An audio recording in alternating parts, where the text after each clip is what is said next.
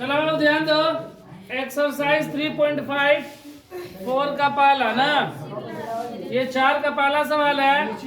क्या बोल रहा है 3.5 सवाल नंबर 4 का पहला कि एक छात्रावास के मासिक व्यय का एक भाग नियत है। ठीक है, बोल रहा है कि एक छात्रावास का मासिक व्यय का एक भाग नियत है। मतलब एक हॉस्टल में पैसा लगता है हर मंथ, जिसका एक भाग फिक्स है कि वो हमको देना ही है। जैसे हॉस्टल में हम लोग रह रहे हैं तो चाहे जो भी लोग रह रहे हैं तो उसका रूम रेंट फिक्स रहता है।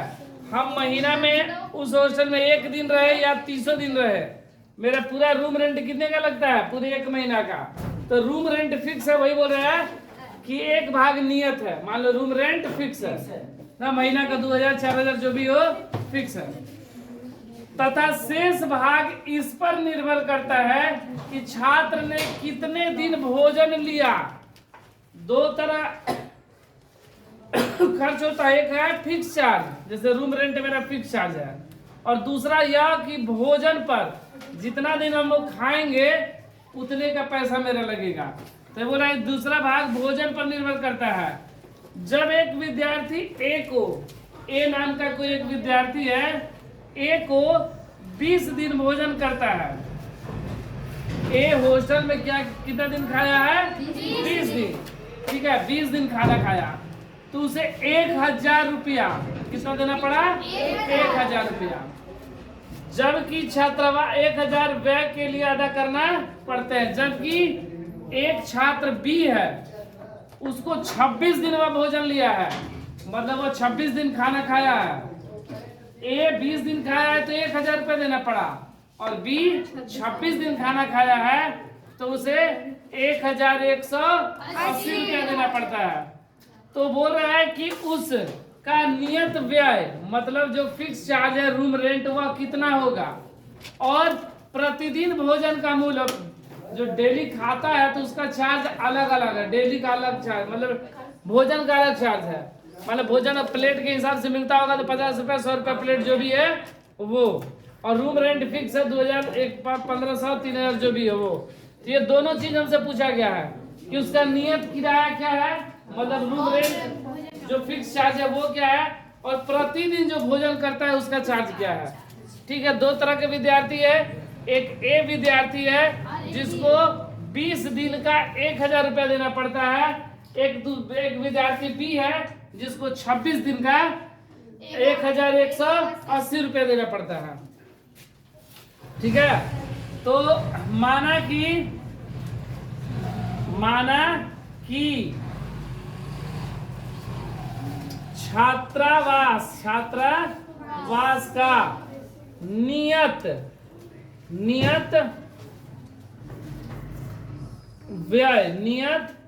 व्यय बराबर 100 रुपया। मतलब ये रूम रेंट जो है वह 100 रुपया हमको हर महीना दे देना है। ठीक है, और दूसरा क्या है? भोजन प्रतिदिन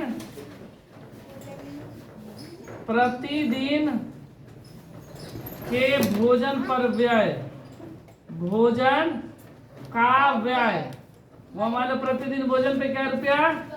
Y रुपया जमा दिया। 100 रुपया क्या चीज का?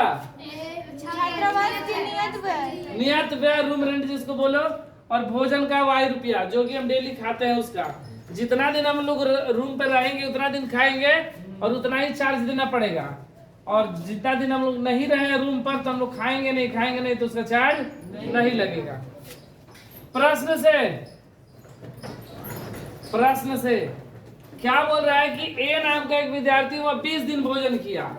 अच्छा, 1 दिन भोजन करता है तो उसको कितना रुपया देना पड़ता है? Y रुपया। 1 दिन भोजन करता है तो कितना देना पड़ता है? अब 20 दिन भोजन करेगा तो कितना देगा? 20Y। कितना देगा? 20Y। और यह दिया, और रूम रेंट तो मेरा फिक्स है ना। 1 दिन हम रूम पे रहे चाहे 1 महीना रहे, हमको तो चार्ज देना है पूरा ना, तो वह 100 रुपया फिक्स है। तो x प्लस 20y बराबर कितना दिया हम लोग? 1000 रुपया। समीकरण 1। कहीं दिक्कत नहीं ना? फिर समीकरण 2 क्या बोलता है कि 26 दिन के लिए 1180 रुपया देना पड़ा। कितने दिन के लिए? 26 दिन के लिए। तो एक दिन का अगर y रुपये मेरे भोजन पर खर्च होता है तो 26 दिन में कितना होगा? 26 y। और रूम रेंट जो नियत किराया है वह मेरा फिक्स है, 100 रुपया देना ही पड़ेगा, तब जाकर 1180 रुपया। समीकरण 2। अब इन दोनों समीकरण को जिस विधि से आसान लगे, जो विधि सुविधाजनक हो, उस विधि से हल कर देना है।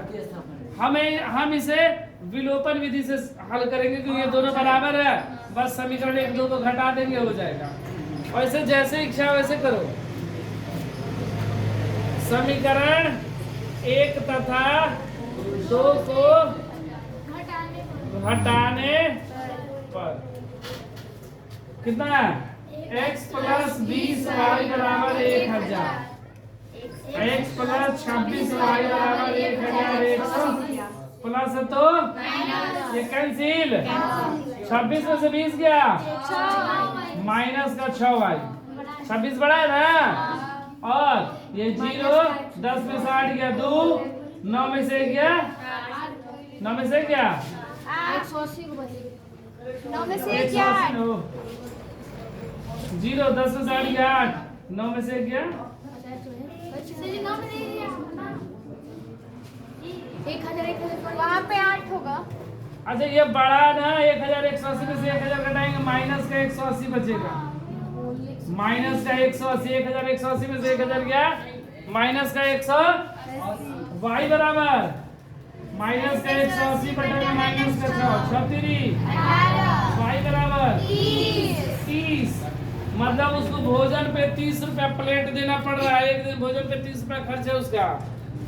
अब y का मान समीकरण 1 में रखने पर, y का मान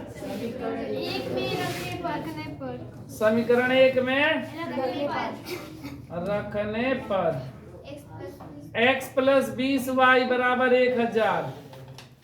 x का मान नहीं पता है, 20 गुणे y का मान 30 बराबर 1000।